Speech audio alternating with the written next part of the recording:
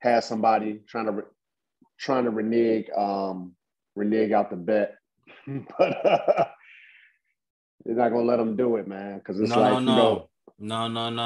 Because that series was tough last year with just Luka, and you had a hurt Kristaps Porzingis who didn't play, right?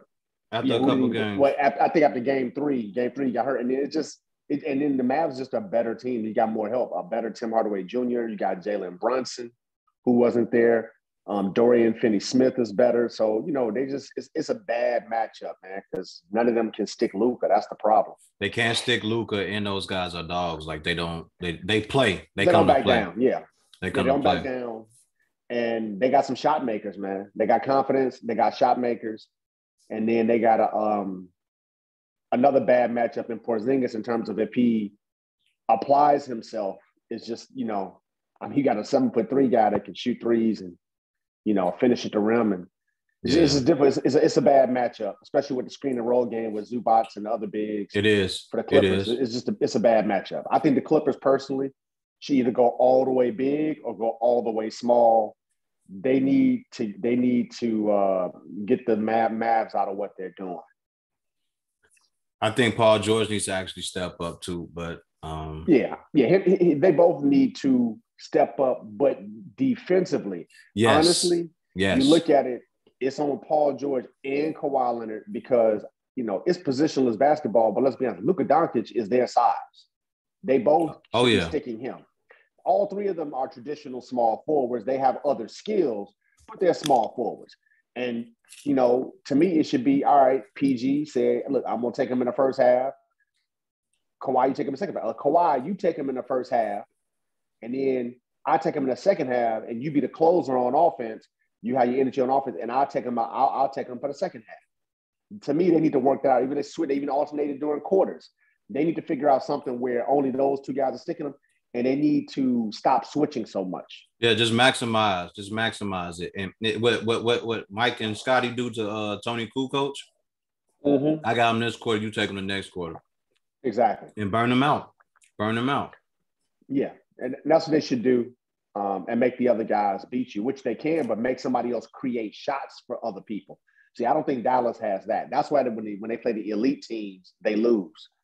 The teams that have good chemistry, they would just take Luka out the game. Or the other thing is they make Luka play defense. What I would do is I would attack Luka. Whoever he's guarding, don't let him hide. Make him play defense. And that shouldn't be too hard. Like this is simple shit. Like I'm not the biggest basketball guy, but I think this is like simple shit. It is. It's simple, man. But sometimes some things are so simple that it gets beyond people because they think they're so elevated in the game or the sport, either because they played or because they got experience, that sometimes they miss out on just doing the simple ABCs and 1, 2, 3s. Do you think this opens up and shows weaknesses of Kawhi Leonard and shows that he can no longer like catch people off guard with the way he plays and the things that he does? I mean, I think people know Kawhi is what he is. Kawhi, with his championships, it was more so timing, and he was lucky with all the injuries when he got his championships. When he was on the Spurs, he was known for his defense because that was his role. He was like the fourth or fifth option offensively. You had Duncan, Parker, Ginobili. Hell, probably somebody else, but you even had Kawhi. It was about him playing defense.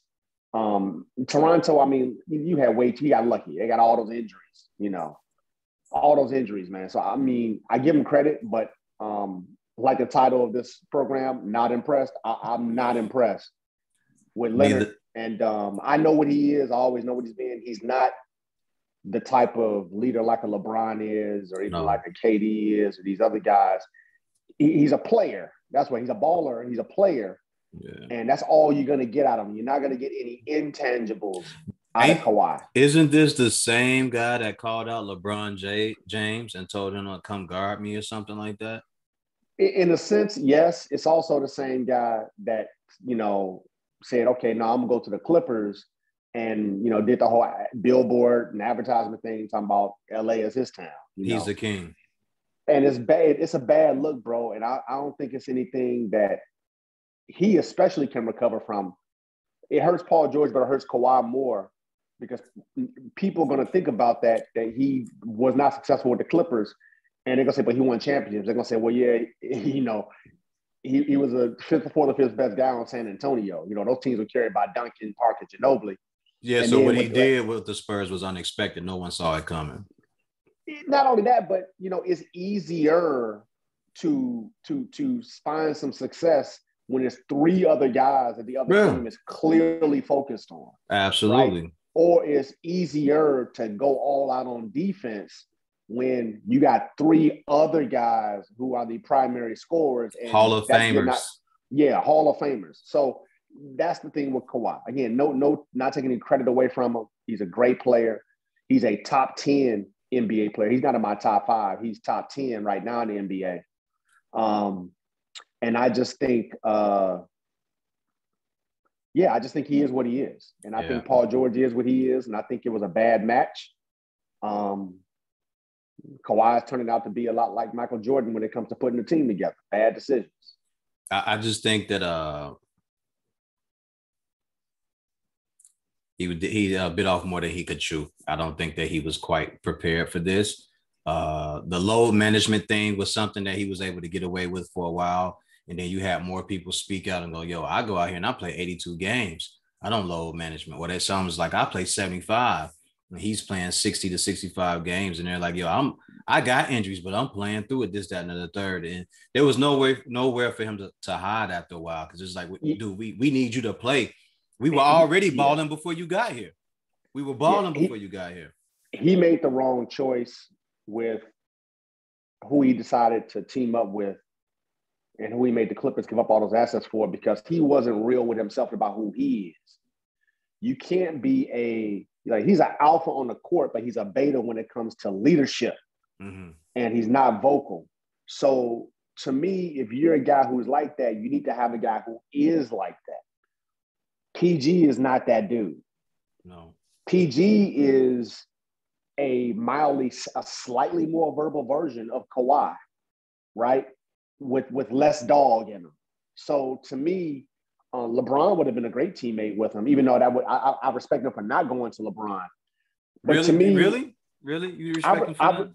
Okay. I respect him for not going to LeBron because he views LeBron as a peer and as a competitor within his era that's at his position. Now, granted, PG is too. Don't get it twisted, but the difference is there's a huge difference between LeBron James and Paul George in terms of accomplishments and what they've done. So I just think he would have been, I'm going to tell you what he's going to end up doing, and I think it's going to work out for him maybe. See, he needed to be with a guy like, he's going to end up going, he's going to leave the Clippers high and dry, and it's going to be nasty. It's going to be a nasty breakup. But he's going to leave the Clippers, bro. People think he's not going to do it because he's from LA, he went home. But, bro, it ain't going to work out. It's not going to work out. And where do you think he'll go? The Miami Heat. They got a max slot open.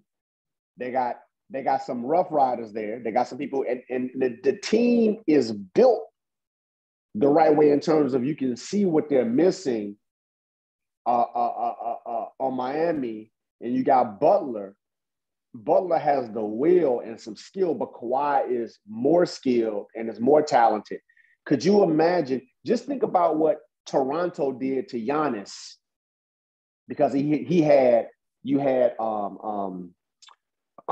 and what's the other brother name on Toronto? His name Pascal Siakam, right? Okay. Yeah. And they were able to form that wall and stop Giannis. Now you get a guy who could be on ball like Kawhi. Giannis is great with his size, getting past everybody. He can't go around Kawhi, so he would bully ball. But where he got in trouble is Siakam will come over with that length, and then Toronto had other size, and they would just wall Giannis off in the basket. It ain't gonna be no difference in Miami. You got a guy like you can have either Butler on him, or Kawhi could take him, and then next thing all you do is you got a dog like Butler that can come in and scrape and get down and help out, and then you got a guy like Bam Adebayo who can physically match Giannis. So I just think, and in the East, you either got to go all offense, which ain't nobody gonna be better offensively than the Brooklyn Nets in terms of talent. You're just not gonna be better than Harden, Irving, and Durant. And so you got to be their defense. And then Milwaukee kind of has this sweet middle spot with Middleton, Giannis, and Jrue Holiday. Again, Holiday and Middleton lesser names, but again, very talented. They get the job done. They have a phenomenal series against Miami. I think it's going to be very different for them in the second series. They're going to play a lot more defense because obviously the Nets have way more skilled offensive players than the Heat do, and that's going to take a lot out of Milwaukee's players because they're going to play D all the time, and those three guys are, it's not just a star, a superstar, and two stars, or a 3-star. It's three superstars who are elite, who are going to take an elite effort to try to hold down a little bit. And then you look at the fourth guy on that team is with Joe Harris. elite shooters. With elite shooters. And it's a problem, bro. It's a problem. The only thing about New Jersey is if they get apathetic on defense, if they turn the ball over doing too much, and one basketball, like it's Rucker Park, and if they don't do a better job of playing rebounding as a team, because they're not that big up front, it's going to take all those guys to rebound. I think they need to sacrifice. What they're going to realize in the Milwaukee series, and I got them winning that series in 6 or 7 games, is they're going to have to sacrifice fast break points and transition points and leaking out to all 5 guys are going to have to crash the defensive backboards to keep Milwaukee off the offensive glass so they don't get second and third chance points. And then at that point, just you got the talent and skill and the shooting to get them in the half-court game. You're good enough to score on anybody in the half-court game. I think that's going to be an adjustment they're going to make. And I think Milwaukee's going to give them some trouble, and they're going to realize, no, we all need to rebound. Early on, when LeBron was making his decision and Kawhi was making his decision, who did you think he should have went to? I thought LeBron should have went to the Lakers. I thought LeBron should have did exactly what he did, go to the Lakers. Right, but what about Kawhi? What did you think he should have went? I didn't have a problem with Kawhi going to the Clippers. I like Kawhi going to the Clippers. He just shouldn't have picked Paul George. So what other option? Who else could he have tried to bring there? I mean, look at how much they gave up for Paul George. If you look at it, it's astronomical. They could have got other stars. Who would I have gone for? Man. I would have just waited a year or two. I mean, personally, but because his contract was up, so he didn't want to re-sign long term. I probably would have tried to do one more year in Toronto. I probably would have, and then came out. But the opportunity was there for him to go to the Clippers, so he did it. I think, okay, you go to the Clippers, you got a multi-billionaire owner who's very aggressive, who would definitely write the checks. You back in your hometown. Not Paul George. I'm trying to think who would have been really good there with Kawhi. I can't think of anybody right this second, but so I will. Next time we talk, I'll give you about probably 5 other guys. I would pick Paul George. Nah, it's that's the reason why I asked, because I was like, there wasn't much else out there. That's why originally when that happened, I was like, why didn't he just stay another year in Toronto to just like? Or remember, it was a trade. It wasn't like Paul George was a free agent. It was a trade. So if you give up that many assets, they could have traded for anybody giving up that many assets. Yeah, but I would have just stayed he should have just stayed in Toronto. I personally would have stayed for one more year without a doubt to try to run it back. Yes. You got Siakam ascending. You had Kyle Lowry there still toward the end, but who was still a baller. You were in the East. Yeah, I know Brooklyn's doing what they're doing, but you had some Rough Riders with you. And it's Toronto. I mean, to me, he should have just tried to do that, and then see how things would have shook out. So, for what it sounds like, they tried to put the Toronto in his hands and give him everything that he actually wanted to keep him there. But yeah, they tried to, but he wanted. Kawhi's about his comfort zone mainly because Kawhi wanted to. Kawhi's from the San Diego area, so even though Kawhi plays with the Clippers and practices, Kawhi still go. They allow him to go all the way home to San Diego. They had to have stopped that by now. No, they haven't. It's in his contract, bro. It's in his contract. They had to, man. Like I wouldn't dude. You got to get your ass in here, man. It's in his contract. That's crazy. It's in his contract. Yeah, that's crazy. So obviously, whether it's a helicopter or whatever mode of transportation he's doing, getting from San Diego back to down to LA, whatever he's doing, he got the deal he wanted. Now, I wouldn't have catered to him that much if I was the Clippers, but No. Let's think about this. They are the Clippers. Very true. And their owner is willing to spend the chop for it. But yeah, and it's not like anybody's getting up saying, you know what, man, I feel like it's Clipper Nation today. No, it's Lakers town, man. So you got to do it. They had to sell out. The problem is that they should have told him, we'll give you what you want money-wise and all these conditions, but you're not building the team. The moment he'd have said Paul George to me, if I was a GM, I'd have been like, nah, bro. No, we're not doing Paul George. That's not what we need, because we need somebody who can be vocal, who can be a leader, who has complementary skills, not necessarily similar skills, and also not a lack of leadership and being vocal. And let's be honest, Paul George has really struggled, has a history of struggling in the postseason. So, do you think once they get the stadium built that they should change the name of the Clippers? I think they should. I answer this question. They could have. I'd have traded that package for James Harden. Yikes! Imagine James Harden and the Clippers with Kawhi Leonard. Isn't he from Cali too? No, I don't know. Okay. I don't know where James Harden's from. I know he went to college at Arizona State. Okay. I don't know where he's originally from though. But I know he went to Arizona. I know he went to ASU. But yeah, man. I'd have went for James. I'd took James Harden over Paul George. That'd have been way more complimentary. I think the Clippers should change their name too. Like once this stadium is built, I think they should change their name. I will find a new name. I'm dead serious. Like you want to go through a rebranding process? Yeah, just cut it, because there's so much bad history with that name. I would just cut it off. Like, yo, we're starting over. There will be no more Clippers Nation. We're gonna call this something else. The Bomber Ballers or some shit. Like, I don't care, man. Like, get rid of that though. Yeah, to me, if they would have got somebody else instead of P, if they'd have got Harden instead of PG, yeah, I'd have went for Harden. I'd have went for. Damn, I mean, let me think somebody else coming to my mind. I mean, man, it's several guys I would have tried to get over Paul George. Yeah, it's not coming to my mind right this second, because I know James Harden was wanted out of Houston. That's why I know they definitely could have made that deal. Yeah, definitely. Yeah, I mean, it's a whole host of things. I know they looked at Chris. They thought about Chris Paul, but obviously he gets hurt a lot in the postseason, like he's hurt now again. Man, what is it? Every year, seems like.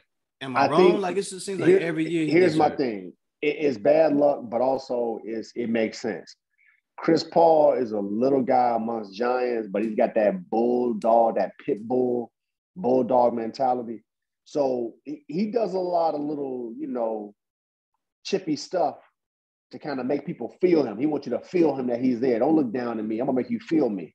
He don't want us down there biting at your ankles. You know what I'm saying? That's Chris Paul. The problem is that when you start bumping around trees, eventually branches fall. Yeah. They fall on you, that shit hurt.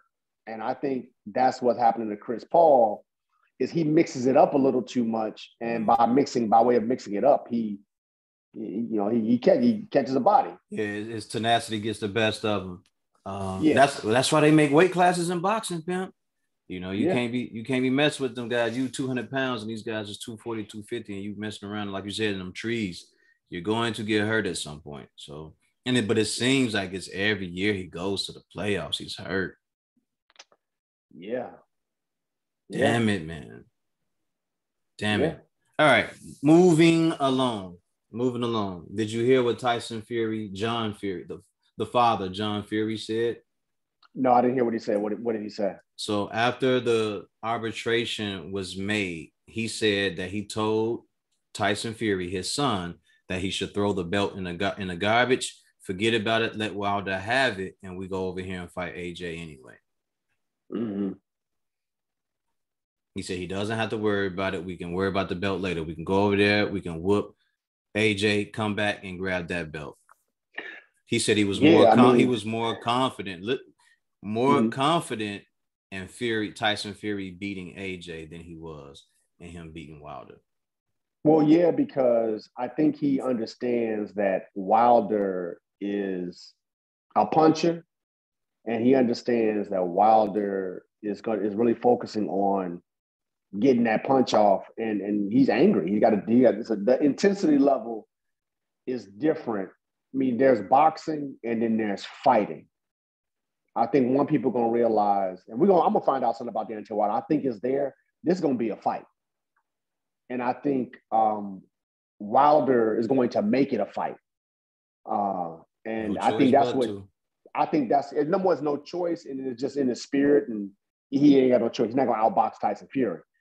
And I think, you said John Fury, I think he knows that. Where with AJ is definitely going to try to box Tyson Fury. And, AJ has some issues. He gets tired and, he's susceptible to getting hurt on the easy side. So Yeah. you're going to feel more think comfortable with AJ. I think AJ will try to power box though. I think when you watch him, he tries to power box, especially with Ruiz when he realized what happened at first when he came back. It was a beautiful boxing exhibition, but if you're watching, it's like power boxing, like hard jabbing, right hand over the top. Like it's really hard. Yeah. Like it was nothing like there was stinging jabs in there, but it was like hard boxing. Like he was just trying to make a statement. Like if you come in here, you're getting hurt. Like if you get in my wheelhouse, you are getting hurt. You may hit me, but I'm gonna fuck you up when you get in here. Yeah. And I think for Wilder, like you just said, we talked about this on the last podcast. He will have to box and bang, but it will be more like power boxing and banging. There's no way that he can beat Tyson Fury in a boxing match at all at any time. I've said that, and I'll also say this. No disrespect to him as a fighter, but I bet on Fury winning the first fight and the second fight. I did. I bet on Fury winning those fights because I was like, there's no way with that skill set you can beat Deontay Wilder. I mean, you can beat Tyson Fury straight up. But now we're finding out a lot of this stuff was going on behind the scenes and the gloves and the shaving of the gloves and all types of things. Brass knuckles put in the gloves. And that's why I'm disappointed in Fury because the skill set is there. It's like, why you got to cheat, bro? Because you can't win. You can't win. Listen, Deontay Wilder made the realest statement, but the most arrogant and conceited statement of all to me, or one of them. He said, it takes y'all 12 rounds to beat me. It only takes me 12 seconds. Yeah. All I need is 12 seconds. And the 12 seconds is him hitting you and you dropping and him going to the neutral corner and they count you out. That's it. Yeah. He said it takes y'all 12 rounds to beat me and it takes me 12 seconds to beat y'all. He said, that's all I need. It's one shot. So you think that's why he cheated because he didn't want to risk it going the full 12 rounds. There is no. Yeah. If it take you 12 seconds to whip me, what you think I'm going to do? Hey, man, put plaster Paris in my glove. Put the plaster Paris in my glove. Make sure I'm good. I don't know if he took something to keep his adrenaline high. That way, if he passed out, it would wake him back up. He could have done a lot of stuff. He could have had adrenaline, coffee, whatever it was, some caffeine, anything in his system to make sure he was awake during that fight. But I don't know. I ain't in the corner. All I know is that man gloves and the hand wraps disappeared after every fight. I also know that one of the judges from over in the UK has been banned or they can't find him. He said that there was something wrong with Tyson gloves a couple of times, and that's the reason why the guy's license got suspended, or maybe they can't find a guy. He just doesn't want to talk anymore. But these are things that let me know that there is not enough faith in the skill set of Tyson Fury to win a 12-round fight. Yeah. This lets me know that like there's something that's lacking, and the thing that I see lacking most of all is the mental capacity to stay focused for Tyson Fury. I feel like even those moments where he got caught, that first knockdown in the first fight, when he got caught, that was just lack of discipline, the mental discipline. He failed on that. Well, he didn't fail, but he broke focus and he got caught. So I was listening to his dad talk about it. And I was like, why would you say all that unless you don't think that he can go 12 rounds? Mm-hmm. And now with this guy Deontay Wilder posting pictures and he's cutting off the ring and he's not going backwards, he's going forward. Yeah, I mean, Fury is going to try to walk him down and do that, but Deontay's going to let his hands go. It's obvious what he's going to do to keep Fury from backing him up. It ain't going to be no fancy footwork. Deontay's not going to get any of that all of a sudden in one training camp. He is what he is. He's just going to press forward and let his hands go. And champ, make sure that when you jab blocking, you get your hands back. That's how you got caught a few times with those punches. That jab block is crucial to knocking people's hands away, but you got to make sure you get your hands back. So that's one of the things that I'm not impressed. The whole Kawhi Leonard situation with the Clippers and Mavs. Did you said it's a sweep, right? Who, the Mavericks? Or is it 1-1, 2-2, 2-1? For who? You mean the Mavericks and Clippers? Mavericks, Clippers. Oh, it's 0 games to the Clippers, 2 games to the Mavs. The Mavs up 2 games. And then both those games were Clipper home games. Now game 3 is back in Dallas. Yikes. Oh, man. And let's not forget about this. The Clippers could have been the number 2 seed. I know it's a number 3 seed in the West. What they did was, or number 2 seed, they could have been a higher seed instead of the 4 seed. They purposely lost at the end of the season. They set the starters out, Kawhi, load management. They lost to Oklahoma City. They lost some 3 crappy teams at the end of the season to avoid the Lakers. So they could have been where Phoenix is. Phoenix got elevated to 2 because the Clippers fell off. So Phoenix played their season through, and the Clippers did it to avoid either Lakers and Portland in that first round. Wow. And so they got Dallas. They're like, oh, okay, yeah. Dallas is the 5. Yeah, we want them. Wow. And be careful what you ask for, what you wish for. Man, because y'all got it. Y'all got to hand it right to y'all on the silver platter, man. And them boys look like they are ready to get y'all the fuck up out of here, Pimp. Yeah. They look like they in are. that order. Man. In that order. Man. They don't really have a center over in Dallas, do they? Yeah, Kristaps Porzingis. Yeah, but he's a stretch 4 to me. That guy's not a man. center. Look, he's 7'3". He a center. He's a center. Man, he ain't no center, man. He can barely walk and chew bubblegum at the same time. He's still a center, man. He plays the 5. That's the position. NBA Now's position was basketball. But yeah. He's listed as a center. I guess so. Yeah, in this era, it works. 10 years ago, they would have killed him. Yeah, because he's slight. But the game is different. The game isn't as physical as it used to be. But I think he would have done decent. But when you got C. Webb and Rasheed Wallace and KG and all those dominant guys, like they would have ate him up. Yeah, and Tim Duncan, they would have just wore him out physically. Yeah. They would have just drained him. Dirk, Antonio McDyess, all those guys they'd have went to work on him. They would have went to work on him. The other thing that I'm not impressed with is the way that these promotional banners are not making these fights. It's really a shame that we have to see these, in your words or in other people's words, these tomato cans get these fights in, and people make excuses for why this guy is so good or why this guy earned the chance to fight. And I'm not really enjoying it, man. It's so many other better fights out there that could be made, and we're not seeing them. I recently heard on the Mike Tyson podcast where they said fighters are ducking Bud Crawford. Yeah, you say, wait, is that Henry Cejudo said that? Henry Cejudo. Henry is a great champion in the UFC. He needs to stick to the UFC. He don't know shit about boxing. Henry Cejudo, what are you talking about, man? Yeah, he don't know shit about boxing.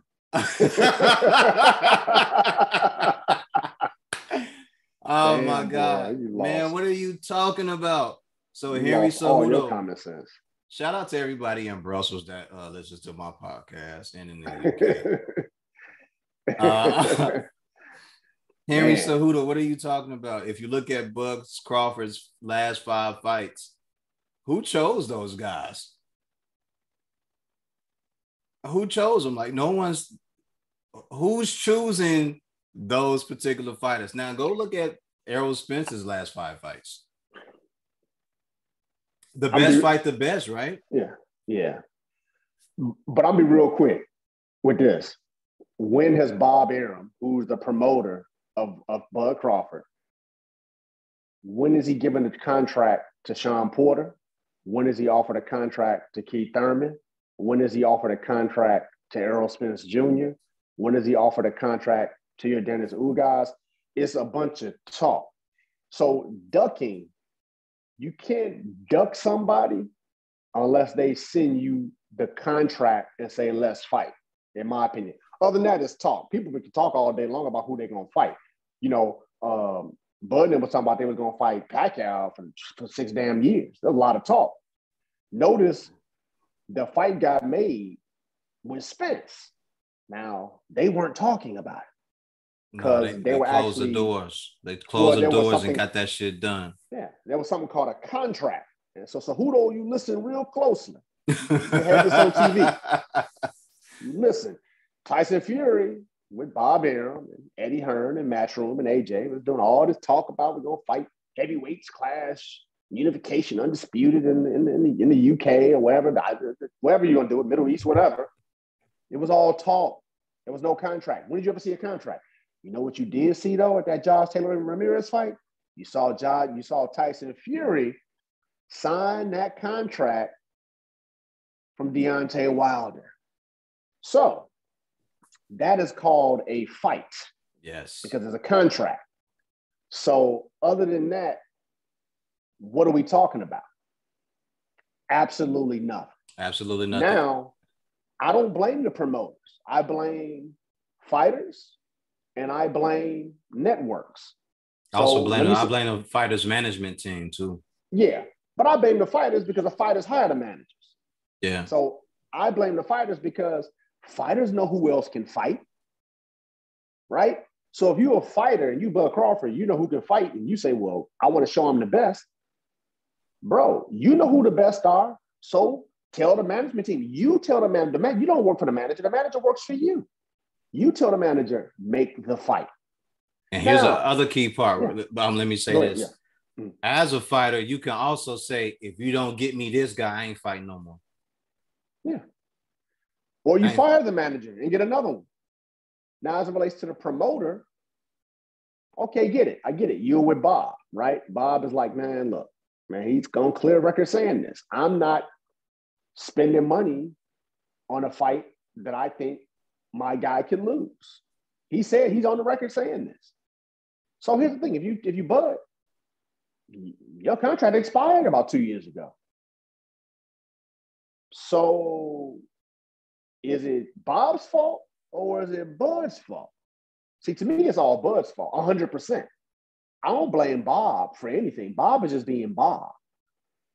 If you Bud and you like, I want these fights, make them happen, put together a contract, send it to this guy, make it happen. If he doesn't do it, when your contract is up, you know what you do? You fucking leave. So why do you re-sign? And I hear all these excuses from Bud. Oh, you don't know about the money. Oh, he gets these guarantees. Man, nigga, you get money anywhere. All right? Who ain't gonna pay Bud? Bud gonna go sign with MTK. That's the rumor, or somewhere else. That's the rumor. He gonna get money, bro. So quit the lies. At the end of the day, it's all about Bud making it happen. Now, while you're in your contract, your promoter can legally block you, I guess, right? Because you have to sign a contract. The moment that contract expires, you could go and do something else. He specifically chose, and you and I had this conversation 2 years ago. What is he going to do now his contract expired? And he re-upped. So the fact that he re-upped told me something about that was his choice. So that's part of his fault. Now, that's how you blame the fighters. Now, the networks, I blame the networks because the networks are the ones who are paying for all of this, right? The networks are putting the money up. If I'm DAZN, if I'm Fox, PBC, if I'm ESPN, Disney, I'm not putting money up on a bogus fight. I'm not putting money up for Canelo versus Avni Yildirim.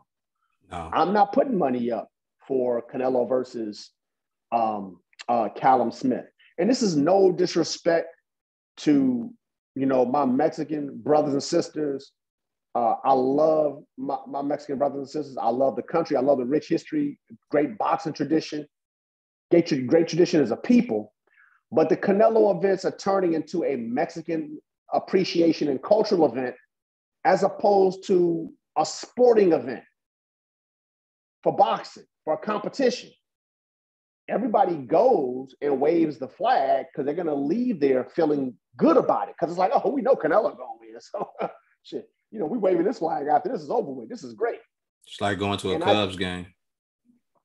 Well, similarly I shouldn't have said that, but somewhat similar. You go to have a good time at the Cubs game, whether they win or lose, but you know Canelo's going to win against these guys. So you're really going just to have a good time anyway, just to bask in the ambience of it all. So I feel like I feel like the Mexican government, whatever department they have, Department of Cultural Affairs, need to just throw some money in on Canelo's fights because he's doing a great job promoting the Mexican culture at every fight. Yeah, he does. It's more of a, I learned a young lady who was singing with a phenomenal voice. Beautiful voice. Beautiful voice. The great music that he has there at his events and his fights. I enjoy it because I love culture and I enjoy the Mexican culture. But I'm not enjoying the fight, and it's supposed to be a fight. And that's the issue I have with Canelo. He's a great talent. I want to see him in a competitive fight. I can go to many neighborhoods here where I'm from and consume a lot of great Mexican culture. That's a fact. The high school I went to was 50%, Mexican. So I have no problem doing that. And it's cool that he's representing his people, but at the end of the day, I want to see him represent himself as a man in the sport, as a sportsman, and fight elite competition so we can see where he really is amongst the greats. And that's with all due respect. That being said, again, with him, I'm not impressed. Not impressed. Not impressed. Nope. And that's just the facts of it. But yeah, back to the networks, man, they keep writing these checks for these fights, man. And the thing about the Bud Crawford situation, from what I understand, minimum offers were made to Keith Thurman and Sean Porter. $1 million to Sean. I mean, come on, man. See, that's the type of thing where you say, well, I did make an offer, but you knew the offer wasn't going to be good enough. That's like me saying, man, I went downtown to the Bentley Rolls Royce dealership, and I put in an offer of 30 racks on the 2019, drop head. I'll put in an offer, nigga, but like, do we legitimately think I can buy a drop head Rolls Royce? Do we think I can get that for $30,000? No, we know that's ridiculous. So the offers Bob is putting out there, he already knows what the answers to them are going to be. They're just going through the motions just to say they did it. And it's frustrating because, again, Bud is in the same camp as Canelo. You got all these skills. I see the talent is clearly there. Yeah, it's there. Why won't you fight the other elite fighters? Why won't you do it? Because you can make it happen. Because you employ everybody else. They don't employ you. Especially when you in Canelo's position. And especially even though you signed the top rank, when you're in Bud's position, because you decided to sign that contract. Yeah, you did. That was all on you, pimp. And it's almost like you're sending us, or at least guys who know boxing well enough, it's like you're sending a message to us to say a certain thing about your skill set when it comes to elite fighters. I don't even think it's that, bro. Let me tell you what I think it is I'm going to be real with you. They like, fuck us. Excuse my language, but that's how they really feel about us. Because it's like they pissing on our head and trying to call it rain. Like, because they're focused on the casual thing. You notice that's really seeping into the consciousness when everybody talk about boxing. Yeah. Max Kellerman is supposed to be a boxing analyst, specialist, all these guys. Experts, but they're not talking about anything technical. They're not talking about anything that really appeals to savants or aficionados. They're talking to casual fans. They're talking to people who may scroll through stuff on the ESPN app and come across, oh, there's a fight tonight. That's who they're marketing to, because that's where the majority of the numbers are. And it's all about the money. It's really not about the sport.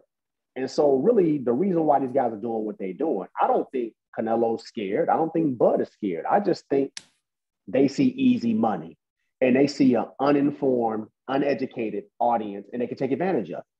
That's what I think it is. I ain't saying they scared. I'm just saying they don't want to get in there and take that ass whooping. Because that next crop of guys, that next crop of guys for Canelo and for Bud, that's not a cakewalk, bro. That's true. not So, a cakewalk. But think about it. Let's look at it, right? In business, right? So let's look at it. If I can, let's say I can go and I can do less but get the same amount, but you do more and you get the same amount. What's somebody going? They're going to do less. So if you Canelo and you can continue to get cheered by Avni Yildirim fighting him or Callum Smith and everybody, oh, you're the best pound for pound. Oh, you're the greatest. Oh, if people just keep shouting you with accolades and not even paying attention to the tomato can you fighting, why would you change? If you Bud, oh man, Bud, again, we talk about two guys who don't fight anybody, who are considered between the two of them. So I want you to let that sit in. So, and here's the other thing. I hear people say, and again, I get the eye test, right? I have the eye test. I think they both are phenomenal boxers? Yes. But the reason, and I'm going to amend this, why neither one of them are on my what I call real pound for pound list, because they ain't fight nobody. No. Yeah, you only as good as your competition. So if your competition is whack, yeah, you can look like $1 million. Now, if Canelo runs through a David Benavidez, a Jamal Charlo, Artur Beterbiev, if he runs through those guys like he ran through Callum Smith, Artur Beterbiev, by all means. You get all the praise from me, man. You get all the praise and I give you your flowers because I know better. I will fly to the UK or to Mexico to see you fight. Exactly, yeah. You beat them, I'm showing up at events. I have no choice but to show up because now you're telling me that it don't matter who I fight, where I fight, I'm whooping ass. Yeah, I'll send gifts for all the quinceañeras. You know what I'm saying? Like, no doubt, for real. And it's like, so like, you can't fool me. No. So, but it's only so many of us who watch and who get it and understand it. Correct. For them, it's about the casual fan.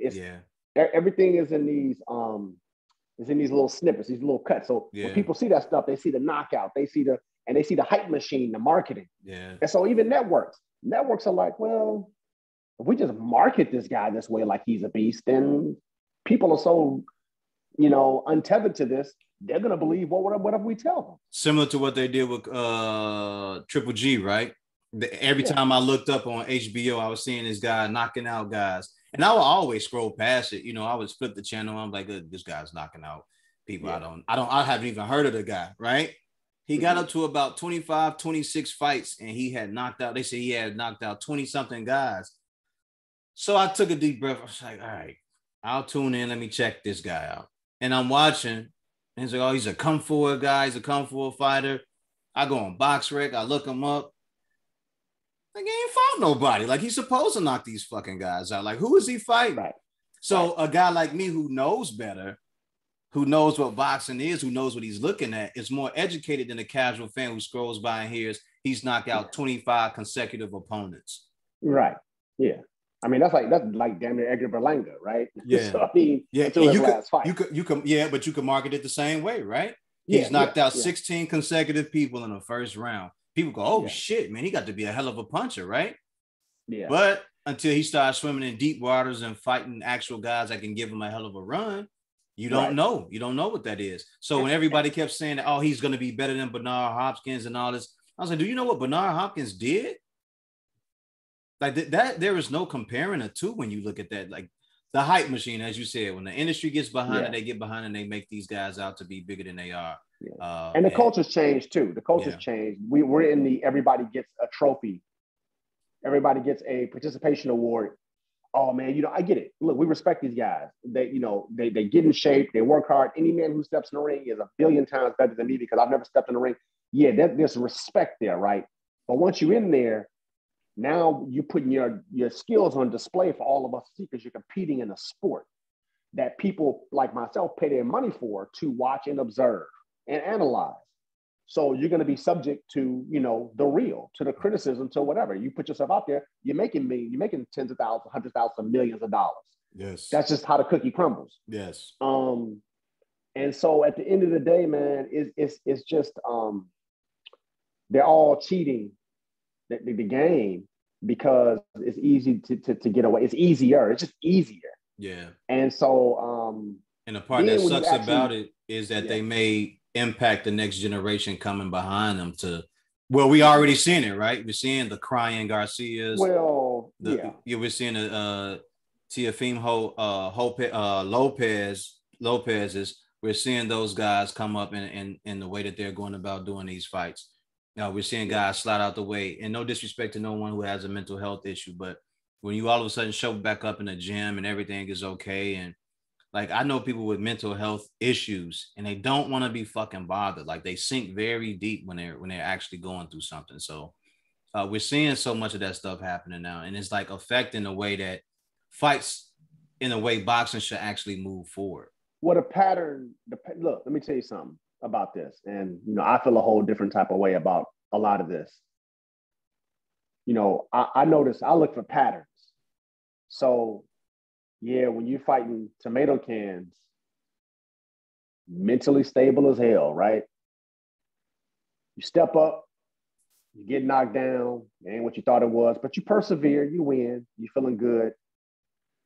Now, because you want more followers, more attention, you're calling out Tank, you're trying to make your own rules. You're so sharp mentally, you want to make your own rules. So who cares about the belts? Who needs the belts? Even though I'm Devin Haney's mandatory, forget that. What is that? Let me, I want Tank. That you got Cap there. Then it's like, okay, well, you've had all these fights with Haney and the amateurs. You guys supposed to fight. You the mandatory. You say you the WBC, whatever belt, intercontinental, interim, silver, how many belts Suleiman be putting out there. I feel like he need to just go ahead and holler at G-Star and get a licensing deal, making belts. Let everybody to be wearing a belt. I got a WBC belt. I'm about to get one. I'm dead serious. And let me say this before you keep going. Very soon you're gonna see a red belt, a black belt, and a green belt in here. I'm dead serious. Very soon. That's what's up. Okay, no doubt. You're gonna see a IBF, a WBC, and I think a WBA. You're gonna see him in here. No lie. Yep, no doubt. So yeah, man.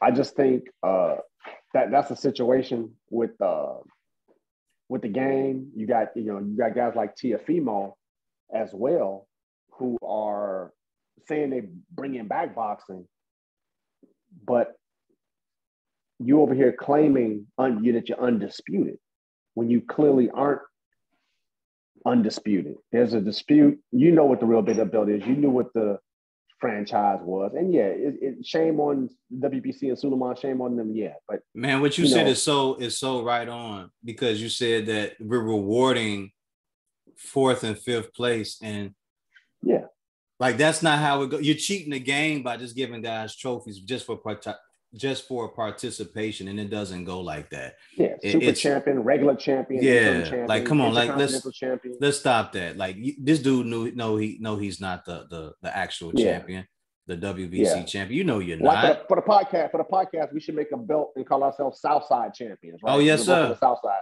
There's no champion in Chicago. We're just Southside champion. You got a West Side champion, you got an East Side champion, you got a North Side champion.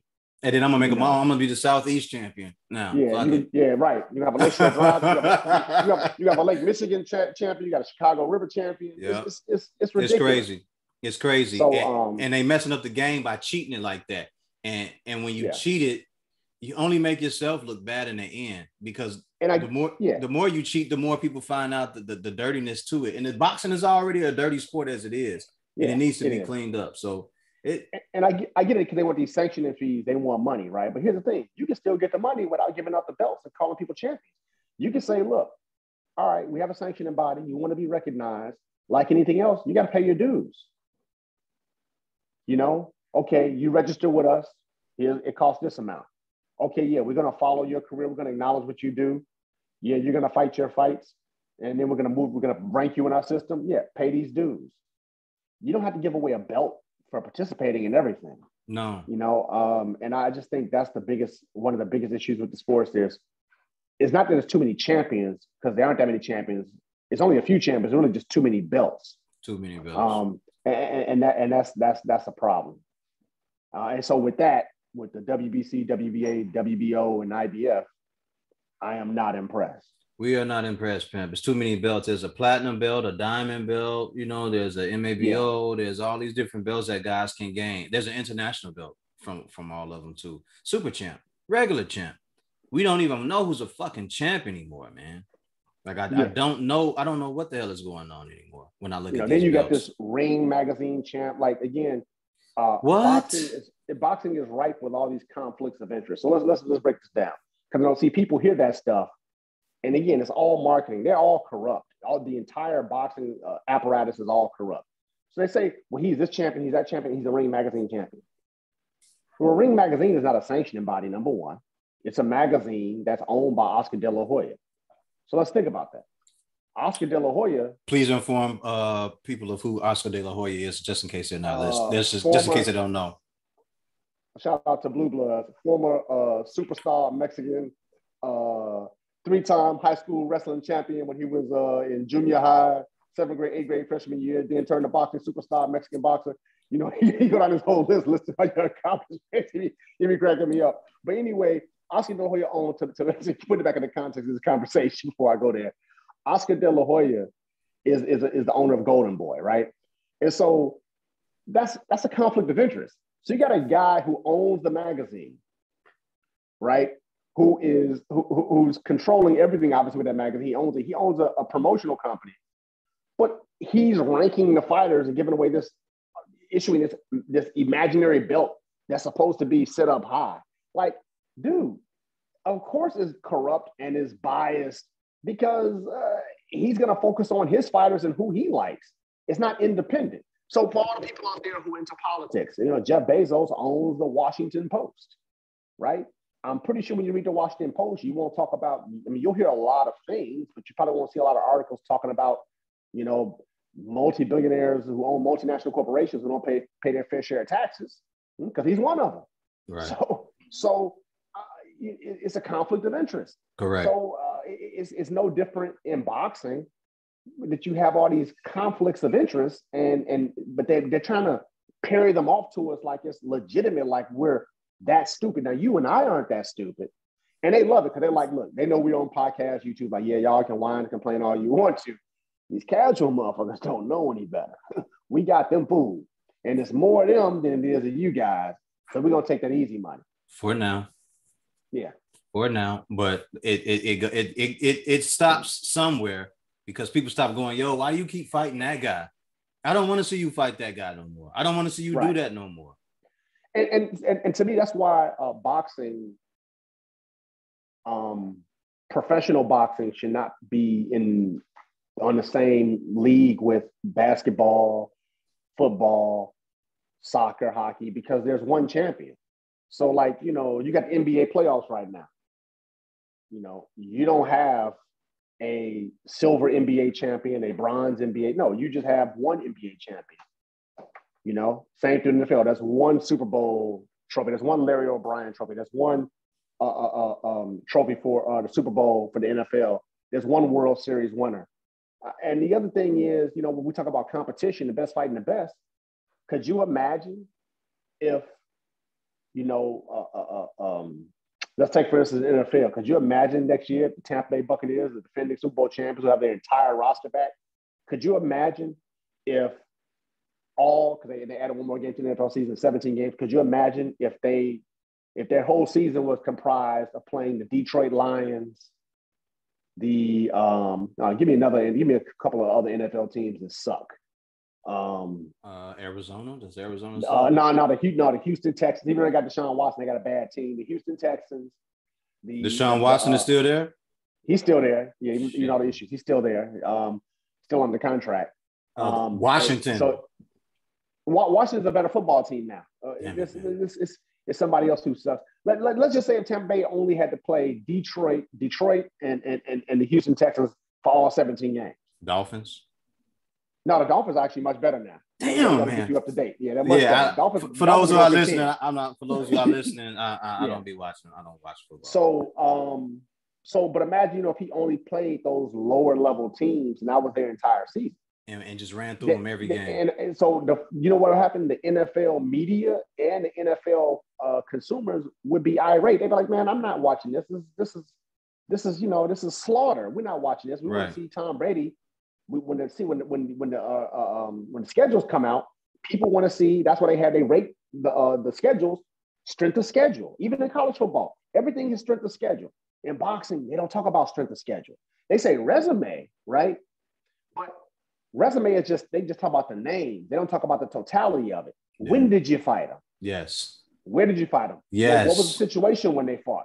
So boxing has a lot of cap, and it's got a lot of fraud in it fat that needs to be taken out. And it can learn a lot from the other sports to bring clarity. But the reason why they don't want clarity is because, like a lot of things in life, mediocrity loves to win.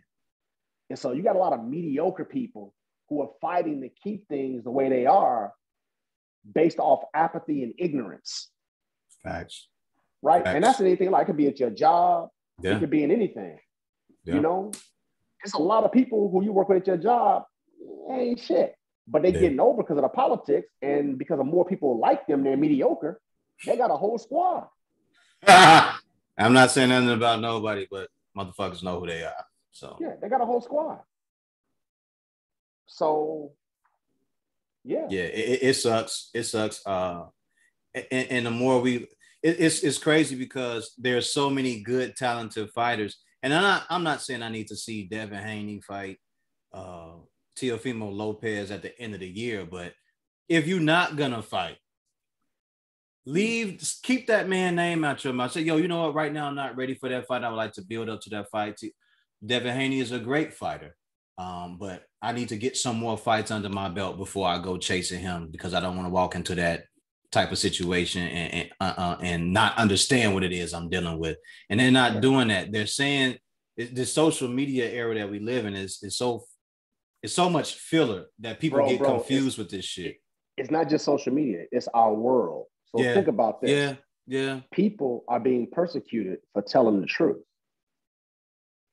So I'm about to go here, and I don't care what Democrat, Republican. I'm just going to look at something called, facts and lies.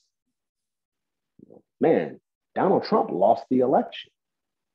Okay, well, you got a Republican Party that just booted out a congresswoman who's one of the most conservative people on planet Earth. They just kicked her out of leadership of the party because she only stated the obvious facts of the truth. So think about this. We all know that there was no election was stolen. It just wasn't, just the empirical data. Even the states that he lost were run by Republicans. A lot of the ones he's contesting. They made the rules. They have the governorship. They control everything. They've counted over and over again. He still loses. Here's what I don't understand about this again. But the other Republicans won.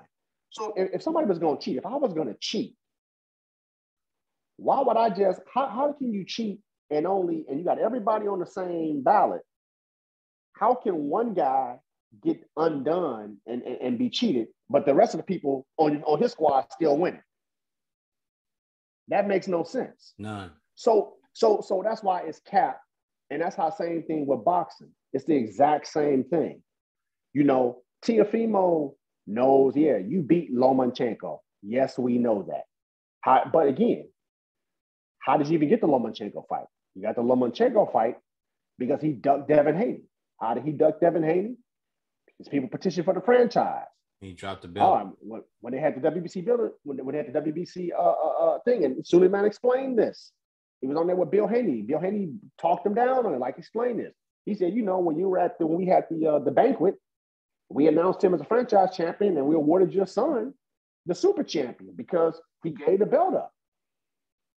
And so, but like Bill Haney trying to tell people, is Devin Haney got the belt no differently than Lennox Lewis when Riddick Bowe didn't want to fight Lennox Lewis because he ducked him. I wish y'all could hear what he was saying. And the thing is, the franchise belt again. I forget. I'm sorry, I can't say get a shout out to who did this, who asked the question. Say, oh yeah, this breaking news, made news. Is that he asked Suleiman, what is the franchise? He said, well, it's not a belt, it's a designation. It's a designation, man. And Suleiman said this himself. Yeah, so and it's supposed to be non-transferable. It's a designation to a fighter who is so important that he carries the sport. So, and he doesn't have a mandatory. He doesn't need to fight. Yeah, basically, he can do what he wants to do. Pretty much. So that's why Canelo got it, which is why he's fighting tomato cans. He can do what he wants to do, and which is why So that's how Canelo was able to get that WBC in the unification with Callum Smith, because that WBC was vacant because David Benavidez lost it on the scale. Yes. Canelo didn't. Quick. Canelo and Callum Smith didn't fight for the WBC. Back to Lomachenko. Didn't he get the WBC belt because Mikey Garcia had vacated to move up? Yeah, but he fought for it. It was vacant, and he fought. I forgot who he beat, but he fought and beat somebody for that belt. He didn't fight Mikey. Mikey dropped it. Correct. But then when Mikey vacated it, he fought another guy for that belt. Much like when Keith Thurman was stripped by the WBC for inactivity, Sean Porter and Danny Garcia fought for the WBC belt. Strap. Yeah. Okay. Right. So that's the difference. The difference was when Lomachenko dropped that belt, nobody disputed it, so it went right to Devin Haney because he didn't drop the belt, move to another division. He stayed in the same division and dropped it and just got the franchise designation to not fight Devin Haney, most likely because his management, his team were like, we don't like that fight for you right now. And I'm only not speaking just because I want to see where he ended up. Okay, haha, here we go. So he fought, wait, let me get it correct. World Boxing Organization super featherweight title, Guillermo Rigondeaux, who he stopped. Jorge Linares, WBA, that's when he fought for that. Jose Pedraza, unanimous decision for, nope, that's WBO, WBA. Okay, he beat Luke Campbell for the vacant WBC world title. Yep, see, right.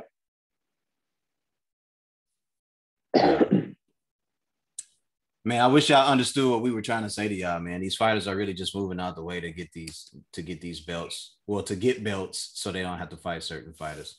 I think I said that wrong. They're moving out the way so they don't have to fight certain guys who can actually whoop on their head. So instead of keeping a belt, I know if I worked so hard to get a belt, I wouldn't just give it up. I wouldn't just give up a belt. I will fight whoever the fuck they put in front of me to make sure I got that belt. Well, the as thing long as is, it's a fair fight. So again, marketing. The way they look at it is and Teofimo's, he reveals his character, him and his dad. So let's start with Lomachenko. Lomachenko knew from a marketing standpoint, well, the casual fan ain't gonna know the difference between a franchise champion and super champion. Even when he gets announced for anything, or even if you list it, it's still gonna say WBC franchise. We still can have a physical belt we can show. The casual fan won't know any better. They don't know enough. So that's how they look at it. Like you say, well, I fought for that belt, I'm not going to give it up. They look at it as, well, the casual fan doesn't know, so we still get to claim the shine from being a champion. That's what Teofimo's trying to do, because he knows he gets more money by claiming undisputed, by saying he is the WBC champ, when he clearly knows the franchise was a designation. But again, he's trying to position himself without doing all the work. He was trying to cut corners. Yeah. And unfortunately, I think the young man works hard in the gym. I think he has a lot of talent, but he's going to lose and lose badly, because to me, when you cheat the game and you try to play these games, you start believing that nonsense and it messes you up. And I just think it's unfortunate that he felt he had to resort to those type of, bogus tactics. Yes. To lie like that, because, skill-wise and fighting-wise, he's one of the best in the division, clearly. And so to me, get it honest, bro. You're going to get way more respect. The streets are always watching. And I think that's what these guys forget. Like, we see you, bro. Yeah, we know that you're talented. We know what you can do. And then on top of that, after Josh Taylor wins, he tries to go after that, right? I'm a call out this guy. I'm gonna call out that guy. Oh yeah, fuck that. By the way, fuck Devin Haney again and all that. Man, all this stuff is useless unless you actually are prepared to go to war with these guys, man. Like, Well, he's angry because he knows Devin Haney's a problem. You look at previous interviews, his dad has said Devin Haney's a problem. He's looking at it because Devin Haney has not just laid down and let him do what he wants to do, and he can't run his game the way he wants to get that casual fan money the way Canelo does. See, that's why a lot of these guys run up behind Canelo and they talk a lot because they trying to figure out how can I duplicate what Canelo has done. That's why they be all up his butthole. See, Errol go to his fights, but Errol don't say much. Errol watching a boxing match, taking notes like, I want to fight this dude so we can make a super fight. See, he moved differently. These other guys, Canelo, he's one of the greatest. Canelo. You know, sucking his chest nipples. Yeah. Trying to figure out how they can. Trying to steal some shine and get under him and figure out what it is. And just trying to figure out how can we make these cutting corner moves like he does. And at the end of the day, man, you cheating the game. You really are. Canelo had a backing. He was pushed differently than you are in the way that he goes about things. Actually, Canelo is pretty quiet too until lately. Yeah. Since he started showing that, a different side of him. He's been built. And I think what Canelo he was built well. He was built by Oscar De La Hoya and this matchmaking team. I think the thing about Canelo is he can actually fight. And I think what Canelo did is Canelo has some pride because he knows the real ones see what he's doing. Absolutely. And he don't like it. He can say what he wants to, but he don't like that people who really know boxing think this about him. He can say he don't care, but it's getting to him. And then when you got guys like Andre, you can clown him. Everybody can laugh at Andre, but Andre is, he still has, he's still making points. Take Andre out of it. Listen to what he said. Who did Rocky Fielding fight? That's a fact. Who did Rocky Fielding fight? Who did Billy Joe Saunders fight? Who did Avni Yildirim fight? We keep going down the list. So at the end of the day, no, you didn't fight Andre because Andre was going to be more of a problem. That's why you didn't fight him. Absolutely. And so, but I think Canelo has been honing in his skills because he knows he's going to have to pay the piper someday. And he doesn't want to go out the game. I hope he doesn't go out the game thinking that he's not going to have to fight most of those guys. He's going to have to. You're going to have to because it's coming sooner or later. It's coming sooner or later. There's no way you can avoid what's happening. That's why he built himself into this little indestructible tank trying to prepare himself because he knows it's coming and he's got to prepare for the wrath.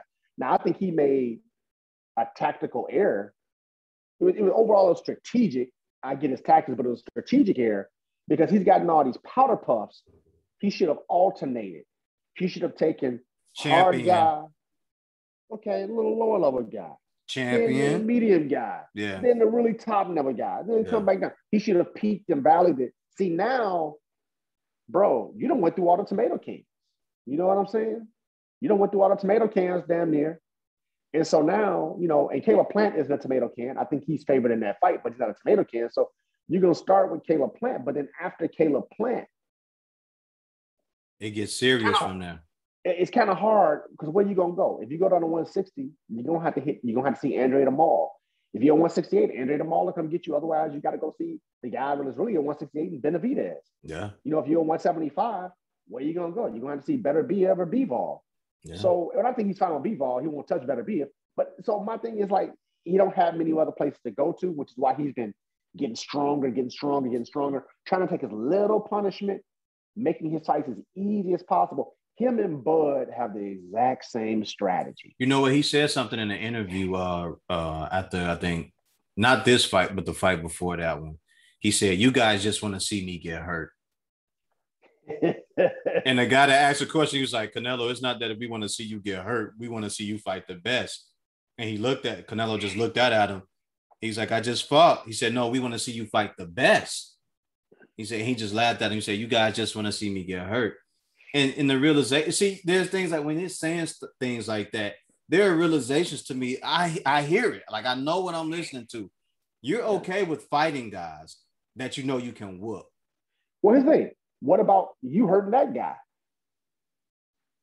So, it's always going to be something. There's going to be excuses. I mean, I know what it is. at the end of the day, it's about trying to remove, as a lot of guys call it, old media out the way with all that hot air, pushing this nonsense to the casual fans and trying to educate the casual fans on the game because y'all hurting the game with that bullshit. Y'all making the game suffer. Yeah. Not only that, but also they are they're also being ripped off. And so, that's why a lot of you look at the market share for combat sports. That's why Dana White and the UFC has taken so much of the market share because the best fight the best, and people clearly know it. So, we'll see what happens. Out of all the, sports, I don't even want to call boxing a major sport, even though it is, just because of the way it's run. It's the weakest. It's in the worst condition. And that's unfortunate. It's a mockery, man. I hate that so much because it's like, damn, everything I know and love about this sport that makes it beautiful is being taken advantage of and is being diluted. And I get it. People want to make money. I understand that. But like you were saying, hey, fight a champion, then fight someone in the middle of the road. Fight a champion, then fight someone in the middle of the road. Just to keep yourself sharp. You ain't got to fight everybody all at one time. I'm not asking you to do that. I understand you need to take a break. I get that. But the game is being so diluted that when people look at it, they, like you said, the casual fan does not understand what they're looking at when they see a guy that just got a bunch of knockouts. Amir Khan jumps up two weight classes after he's been off for 2 years to fight Canelo Alvarez. Like, come on, man. Yeah, I mean, again, people are being fooled left and right, and it's unfortunate, and it's sad. Like I said, you don't see YouTubers hitting up the Brooklyn Nets. Like, all right, KD, I got my 5 with me. Come on, let's play. Right. Nobody hitting them up. Right. Nobody's hitting up, Patty Mahomes saying, hey, I got my group of guys. I got my 11 guys over here. Let's hit the football field. Yeah. Let's do a quarterback challenge. Yeah, nobody's doing that. So, they got to boxing has to take itself more seriously. Absolutely. Oh yeah, boxing's back because, we're so excited. We got a legitimate fight. And that's sad. That is really sad. And it used to be one time when you could look at a guy on TV, whether he was a comedian, a basketball player, a baseball player, or a boxer, and you would go, yo, that's a bad motherfucker. I would hate to run into him. Now you're looking at boxing and everybody thinks that they can jump up and do it. Yeah, everybody thinks they can jump up because it's a money grab. It's a money grab, and like the Paul brothers, it's a reason why, they look to move past YouTube and get into boxing because they see it's there to be had. Yeah. Now you don't see the Paul brothers saying, all right, let's come on, LeBron, let's go. You don't see them saying, hey, Fernando Tatis Jr., I'm gonna come down to the Padres Stadium. We're gonna play a game of baseball. You don't see them doing that. You don't see them coming at the other athletes, the top athletes, sport. Right. And not even just no, they ain't coming at the one. They ain't coming at the last man on the bench. They're not coming at the other sports at all. Yeah, true. The other Very sports true. Don't even come out their mouth. Very true. See, they're in there. They stay in their place when it comes to even the UFC. Look at it. That's why he's fighting these UFCers. But ones who don't have any striking or boxing background, and mostly wrestlers or something like that, he's boxing them, right? He's using boxing as a vehicle to do that and making a mockery of the sport. But the sport doesn't take itself seriously enough. Yeah, people aren't taking care of the sport the way they should. That you won't see that in football, basketball, baseball, hockey, tennis. And you playing around at a heavyweight level. Like if you were really in there with a real heavyweight, it fuck your ass up and send you home. And it's just, I'm just not impressed. Not impressed. Not impressed. And at the end of the day, it's because it's corrupt.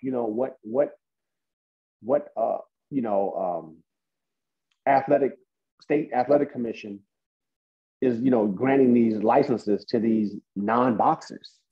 You know what I'm saying? Because it's about money. It's generating a bunch of money. And it's dangerous because it's boxing. You can get hurt. Somebody gets seriously hurt. And eventually, somebody is going to get seriously hurt. Yeah. Eventually, somebody's going to get seriously hurt. And I think it's going to shut that shit down. Yeah. There's a reason why Floyd Mayweather is fighting one of the Paul brothers who walking around 200 plus pounds.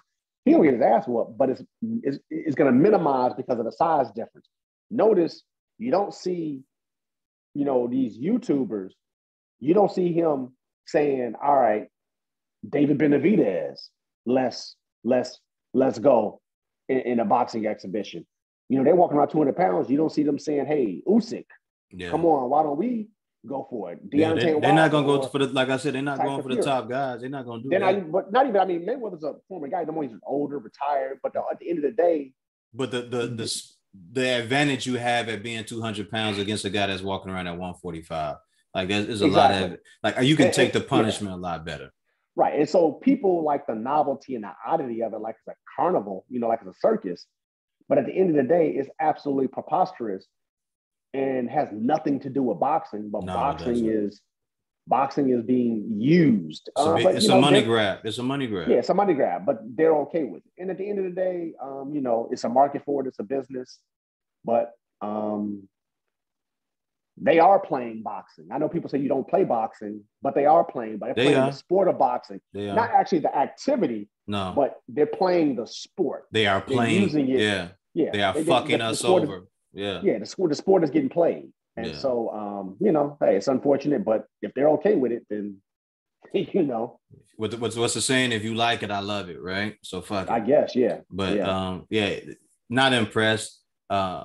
It's sad to see. It's one of those things where people go, "Oh, I know how to do the Philly shell." It's the same shit as that when people say, "I can do the Philly shell." Do you know how long it takes to do that shit? Yeah. Do you know how long it takes for you to even learn how to box in a square, in one little small square, a 6x6 square, and be able to learn how to do the Philly shell with a guy throwing punches at you? Do you even know how to catch a jab? Do you know how to parry the jab? It's just different things that go into it, and people are just taking advantage of a sport that people put so much hard work and dedication into. They sacrifice their life. They wake up and they go and they do this thing over and over and over again in a repeated, repetitious rhythm to no end, just to get better and be the best that they can be. And the fact that boxing has sunken to a point where it's okay for these type of things to happen, where it's okay to sanction guys to do exhibitions and make this money. And I get it. Make your money. I hope y'all give some to charities and everything like that.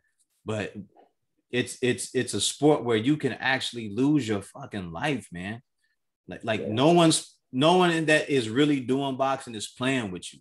They aren't playing with you. Like if one of these real fighters, you get in there with a real fighter, man, their whole job and goal is to get you out of there by hook or crook. And they found a way to take advantage of the sport. I guess this is where we are with it. But I hope down the line, instead of cheating the sport, we get more people treating it fairly and doing everything doing the things that they need to do possible to make it better, because I'm not enjoying it. I get it. You want to make your money. And if they say it brings more people into the sport to make the sport better, that's fun. That's fine. But those people are going to be casual fans and they still aren't going to have a better understanding of it. That's why we need more guys like Andre Ward who are at the fights commentating. They're speaking. They're telling you about what's actually going on in the ring, and they're preparing you for what you're seeing. And we're not seeing a lot of that. We're getting a lot of guys who are running their mouths and putting on a show and not making the sport better than what it should be. And again, I'm just not impressed, man. I want more for the sport of boxing. I wish to see more from the sport of boxing, and we haven't gotten there yet. Yeah. Facts plus tax, as you say. And I'm salute to Ike P. Stuff either. Yes, sir. No doubt. I'm gonna let you go ahead and get up out of here, bro, because we've been rattling for a while. Yes, man, I appreciate it. No doubt. To everyone out there, man, I wish you nothing but peace, love, life, health, and success. And when you get to the point that you get tired and you need to take a drink, I hope you are drinking from that big ass cup, and it's a tall one too, man. But sip slowly and enjoy it and savor it. This is Jamie and Matt. We out of here. This is another episode of Clean Breaks Boxing. Appreciate you, bro. No doubt. Likewise. Peace. Yes, sir. We out.